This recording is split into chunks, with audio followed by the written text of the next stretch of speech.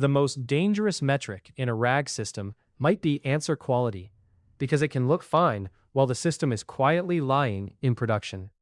Exactly. Answer eval sounds simple. Did the model answer well? But in RAG, a bad answer can come from retrieval, chunking, ranking, prompt instructions, missing context, or the model making a leap. One score hides all of that. So teams stare at a thumbs up number, ship anyway, and then support tickets start piling up. Right. Because users do not experience components. They experience outcomes. If the answer is wrong, nobody cares whether recall was high or the prompt was elegant. Give me the real trap.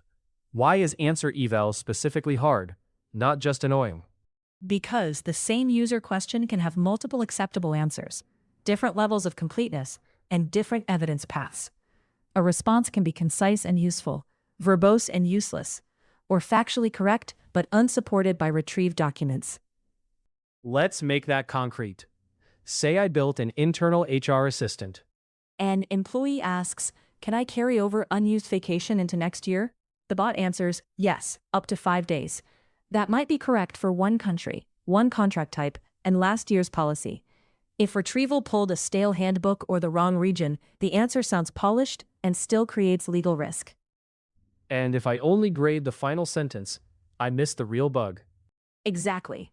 Before you try to fix answer quality, inspect the trace. What was the user intent? What documents were retrieved? Were they relevant, current, and complete? Did the model cite them, ignore them, or blend them with prior knowledge? So, the first move is not improve the model. It is open the hood. Yes. Start by separating failure modes. No evidence retrieved. Good evidence retrieved but buried too low. Good evidence retrieved but chunk boundaries cut the rule in half.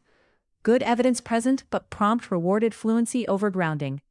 This is where teams lose weeks, right? They tweak prompts because that is easy, while retrieval is the actual leak. All the time. Here is a common case. A support bot for refund policies. Users ask, "Can I get a refund after 30 days if the product is defective?"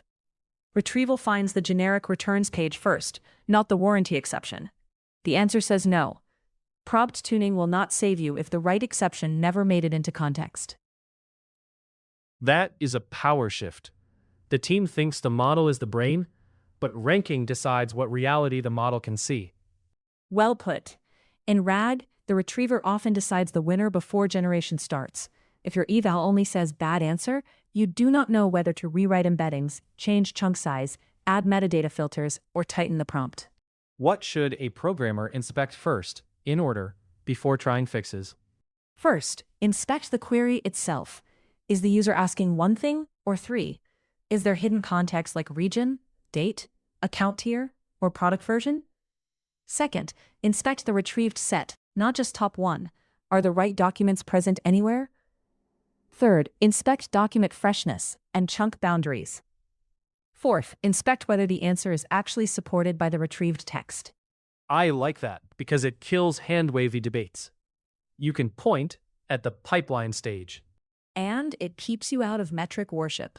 A single answer score cannot tell you that the right page was rank 5, or that the policy date got cut off in chunking, or that the model merged 2 nearby clauses into one invented rule. Let's do one practical debugging example end-to-end. Sure. Imagine a docs assistant for a payments API. Users ask, "How do I rotate a webhook signing secret without downtime?"